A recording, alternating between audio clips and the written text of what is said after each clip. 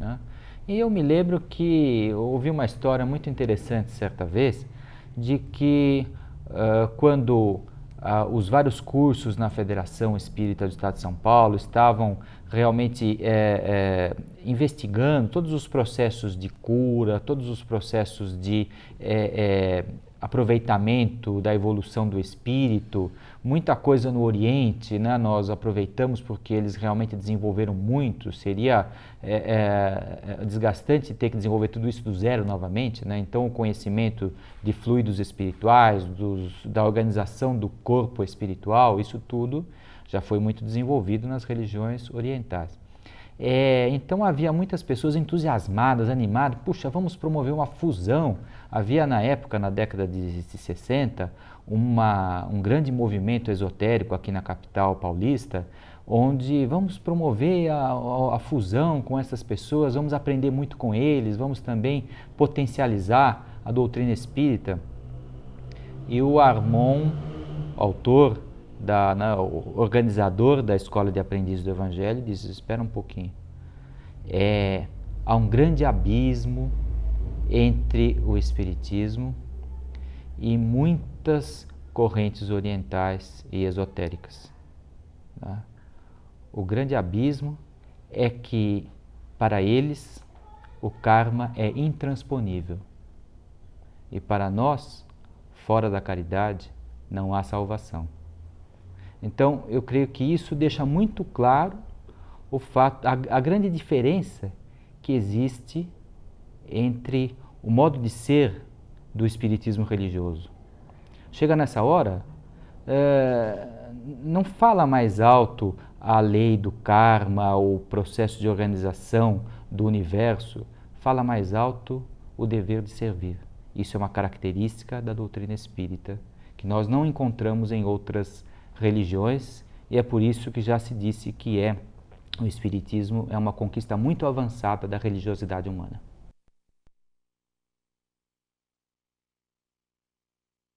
É interessante, nós falamos agora há pouco que o grande valor da Escola de Aprendizes do Evangelho é que ela contém o como fazer. Como fazer reforma íntima, que parece um negócio tão abstrato e começa a tomar corpo nestas propostas práticas que o programa, que o currículo da Escola de Aprendizes do Evangelho contém. Então, o caderno de temas, ele, a princípio, parece alguma coisa assim muito ingênua, porque nós pegamos uma frase de conteúdo moral, por exemplo, vamos a um livro, Sinal Verde, do André Luiz, e lá se encontra, né? Nas lutas habituais da vida, não exija a educação do próximo, demonstre a sua. E é natural que as pessoas são convidadas vamos pensar um pouquinho sobre isso. E alguns falam da educação, do relacionamento na sociedade, das dificuldades da vida, etc., né? E mais, o dirigente convida as pessoas a que escrevam. Esse escrever, para quem olha de fora, puxa, eles vão fazer lição de casa, eles têm um caderninho para fazer lição de casa. Mas o valor disso é o seguinte, de próprio punho, o aprendiz coloca lá uma posição teórica moral. Então, realmente nós precisamos demonstrar a educação, sermos bem educados. É fácil fazer isso lá em casa, quando eu estou trancado, escrevendo no meu caderno de tema sozinho. Mas na primeira vez que eu estou na fila do banco e alguém rouba o meu lugar, o sangue ferve. E é muito comum que a gente reaja mal, né? De certo modo, nós fazemos do caderno de temas uma armadilha do bem. Porque a gente cai na própria armadilha. Não fui eu mesmo, de próprio punho, que escrevi lá sobre educação?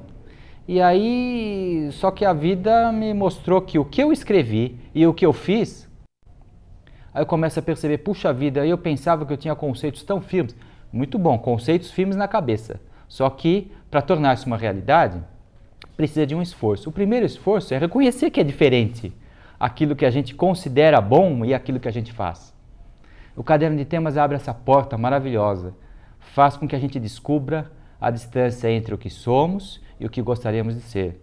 E mais do que isso, nos incentiva, puxa, vamos diminuir essa diferença, vamos mudar o nosso jeito de ser, né? E constantemente, a cada 3, 4 semanas, há um novo tema, há uma nova ideia discutida e as pessoas então vão se aproximando, não propriamente sobre a proposta teórica do tema da semana, mas sim como é que a gente vivencia esse tema. Na verdade, são duas ferramentas, né, sobre vibrações. Logo quando o aluno começa a frequentar a escola de aprendiz do Evangelho, ele é convidado a desenvolver uma atividade que nós chamamos vibrações das 22 horas. Ou seja, já é um primeiro treinamento que o aluno faz para começar a mudar suas disposições, mudar suas vibrações. É um treinamento de disciplina também, porque em um determinado horário ele assume um compromisso. Então, às 22 horas, ele destina alguns minutos para vibrar para o bem universal, para vibrar para o seu próximo. E isso muda a sua disposição e passa a ser também um elo de ligação espiritual. Todos que frequentaram a Escola de Aprendizes do Evangelho e todos que estão frequentando a Escola de Aprendizes do Evangelho se unem nesse momento. Então, isso cria um campo vibracional muito intenso. Passado já ele se preparando para o primeiro grau, ele é convidado a um outro trabalho. Logo quando ele é aprendiz, ele é convidado para começar a treinar também as suas vibrações para o bem do próximo, para aquela pessoa que ele não conhece. O Eduardo até comentava há pouco sobre o surgimento do trabalho de vibrações lá na festa. Então, também é um momento de encontro, porque as nossas 250 de casas, nesse momento, se unem em vibrações para o bem da humanidade. E passa a ser um elo também de proteção das casas. Então, a vibração coletiva ele tem diversos interesses em fazer a aproximação dessas vibrações, de que o aluno possa estar preocupado já com o próximo. E isso também contribui para mudar as disposições vibracionais das casas e do próprio indivíduo. A caderneta, pessoal, é um outro instrumento. O Eduardo dizia agora há pouco sobre o caderno de temas, quando as coerências e as incoerências entre as anotações e aquilo que ele vive no seu dia a dia, as descobertas e o conhecimento de si próprio. Quando é apresentada a caderneta pessoal, o aluno então tem a seguinte oportunidade. Ao se conhecer melhor, ele ali tem a oportunidade do registro de todo o seu caminhar. E esse registro e esse seu caminhar, registrando virtudes, defeitos, a cada dia, dá-lhe a oportunidade de refletir mais profundamente sobre os seus próprios atos. É a oportunidade de se conhecer. É o momento em que volta-se para si mesmo e então, ali dentro do seu eu, ele vai descobrindo-se e vai tendo a oportunidade de consertar aquilo que ele percebeu ao seu redor e que ainda era uma incoerência, aquela incoerência que ele descobriu no caderno de tema, aquelas inverdades que ele vivia em sua vida, aquelas discrepâncias que ele tinha no seu proceder, e ele foi então, através dos seus próprios esforços, ele foi ali registrando. E ele foi percebendo também que atrás de cada fato, ele descobria ali atrás uma emoção. E aí ele descobria que ele foi invejoso, e ali ele percebe que ele era invejoso porque ainda também ele era orgulhoso. E aí ele começa a registrar de uma forma sistemática, com o decorrer do tempo, todos esses pontos que ele acha importante e que devem ser trabalhados para que ele possa se tornar uma criatura mais cristianizada. Quando você estava falando, eu comecei a lembrar também que uma crítica muito frequente à caderneta pessoal, de quem está de fora do processo, é a sua comparação com a confissão auricular, né, que é algum instituto da igreja, um instituto respeitável, porque tem uma proposta da igreja, porém, ela não tem nada a ver com isso, né? É que as pessoas acham, puxa, ele vai escrever os seus pecados ali. O objetivo da confissão seria obter o perdão, né, uma conciliação de consciência do crente, do adepto. Porém, vamos pensar bem o que é esta caderneta pessoal e para quem nós estamos falando, para quem nós estamos escrevendo, melhor dizendo. Vamos na história dela, né? Primeiro, a primeira turma da Escola de Aprendizes do Evangelho foi avaliada pelo seu dirigente, Edgar Armond, como sendo, olha, tá muito bom, mas está meio teórico. É aquilo que nós falamos agora há pouco, né, que a escola, o grande valor dela é como é que faz reforma íntima. E a primeira turma estava um pouco teórica, né, se embevecendo dos passos da vida de Jesus, admirando-se do comportamento de mansidão que Jesus ensina para todos nós. Quando o Armond estava analisando esse compasso assim, meio teoria de sentimentos, o Armond recebeu um pacote na sua casa, um livro chamado Harpas Eternas, psicografado por uma médium argentina, Josefa Rosalia Luque Alvarez, e o autor espiritual era Hilarion de Montenegro, dirigente da Fraternidade de Essênia, à época da vida de Jesus, e descrevia, entre diversos aspectos muito interessantes daquela fraternidade, uma prática. Os aprendizes, os que estavam nos primeiros graus da Fraternidade Essênia, tomavam contato com uma experiência de escrever pontos do seu processo de autoanálise, do seu processo de mudança de sentimentos, mudança de comportamentos, dentro daquela proposta dos vários graus. Olha, você tem que atingir este grau, depois atingir este grau. Então eles começavam a observar, será que eu estou tendo sucesso?